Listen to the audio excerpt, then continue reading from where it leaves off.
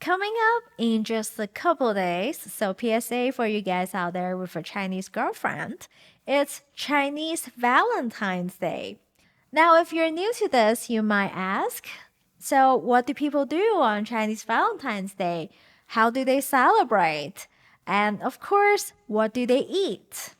Now, that's a good question. So generally, what people would do is that the guy will get some pretty flowers, drive your snuffle pumpkin to a romantic restaurant, maybe have a candlelit dinner. Great time to pop the question, gentlemen. And you enjoy some beautifully plated salad, maybe some pasta, and maybe some steak. But of course, don't forget the very sweet cheesecake and chocolate. Now, you may be a little confused. Chocolate, steak, or this traditional Chinese Valentine's Day food? Well, of course not, because Qixi was not a goddamn Valentine's Day. Okay, welcome to one of my biggest pet peeves of modern Chinese society, the Valentine's Days.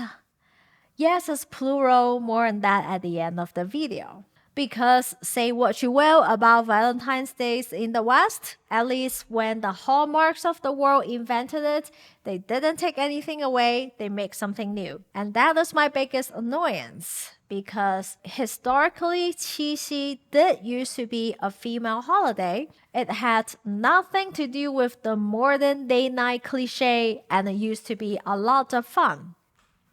So traditionally for Qixi, you will do a couple things to prepare for the holiday. One would be Rant, which literally means dyeing your nails. It's an old-fashioned manicure where you will wrap flower petals around your nails and dye them red. You will also buy or make, recipe later, some festive snacks with meaningful patterns on it, and someone in your friend group may grow some bean sprouts for an old Qixi game later on that day. Then on the evening of Qixi, women of all age groups will gather in the yard or on the balcony so that you can see the starry sky, because Qixi was a holiday celebrating legends of the two brightest stars in summer sky, Zhinü and Qianniu. Then they will light up incense, put out offerings of flour, fruit, festive snacks, and start playing various games. And because the star Zhinü is the goddess that reigns in traditional female intelligence like weaving and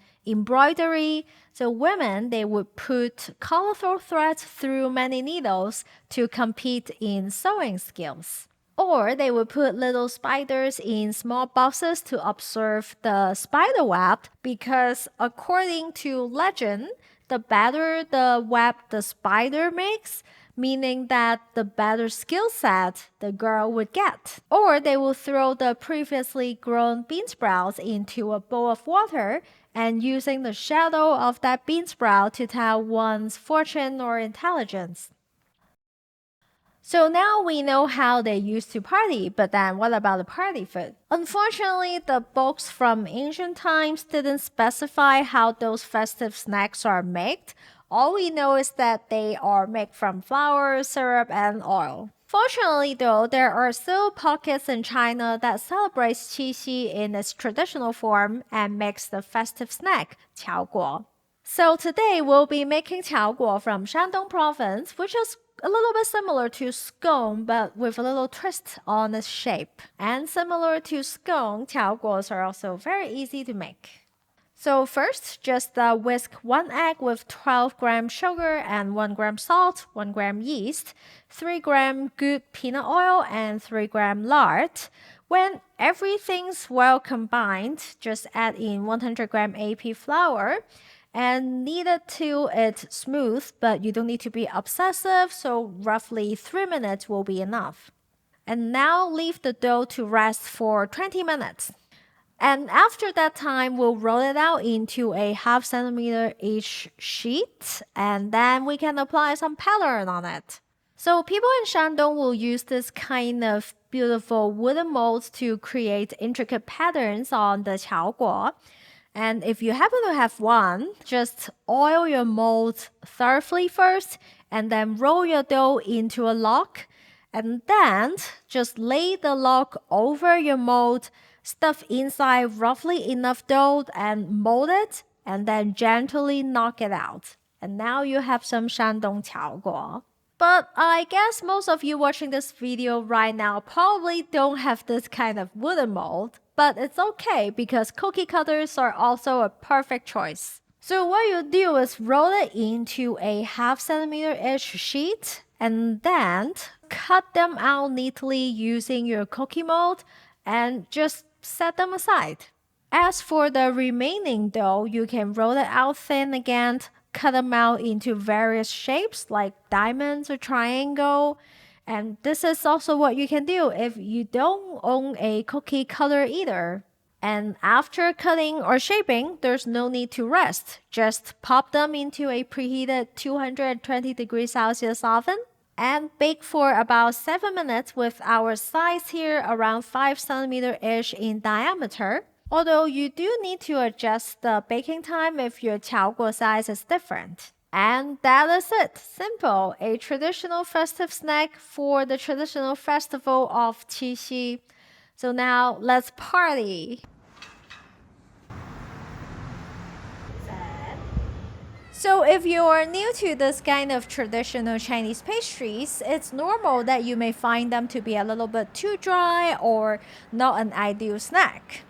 Well, I think one very important thing to know is that this kind of traditional Chinese pastries and snacks are always meant to go with tea. They are usually lighter in taste and drier in texture compared to Western style desserts. But when it's eaten alongside with some tea, which is also lighter, the taste actually goes pretty well together and they complement each other, especially when it's eaten alongside with some nuts, fruits, be it fresh or candied. All of them together can be a quite enjoyable tea experience. So right, Qixi is probably the most famous Chinese Valentine's Day these days. But there's more. Lantern Festival, a couple weeks after Spring Festival, has also become a Valentine's Day, which bastardization is even more absurd because it's solely based on one single Song Dynasty lyric. So definitely get flowers and presents for that. And you also got Western Valentine's Day around that time as well. Don't you dare forget about that. And you've also got 520, can't forget that. But at least that one, it's a made-up holiday because apparently 520 warling in Chinese sounds like 我爱你, I love you. I don't know, maybe. But at the very least, you need to send your girlfriend 520 yuan on WeChat. And of course, there's birthday, anniversary, and if you are a more international couple, you should also expect to be giving gifts and flowers on Christmas, a very romantic holiday.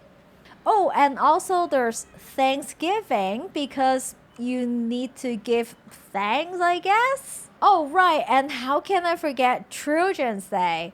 A lot of girls also expect the Valentine's treatment on Children's Day. Read into that as you will. So, if you know some guy out there that's thirsting on the traditional gender role or whatever, just remember, live by the sword, die by the sword, guys. Or we can just call the whole thing off. Luckily, there are still pockets in China that still celebrate Qixi in its original form, and we have a little list in our Substack post, free as always. And finally, thank you for everyone that's supporting us on Patreon and subscribe for more Chinese cooking videos. Oh, and at the end, happy Qixi Festival. Hope you have fun with your gals. You want some? Gals?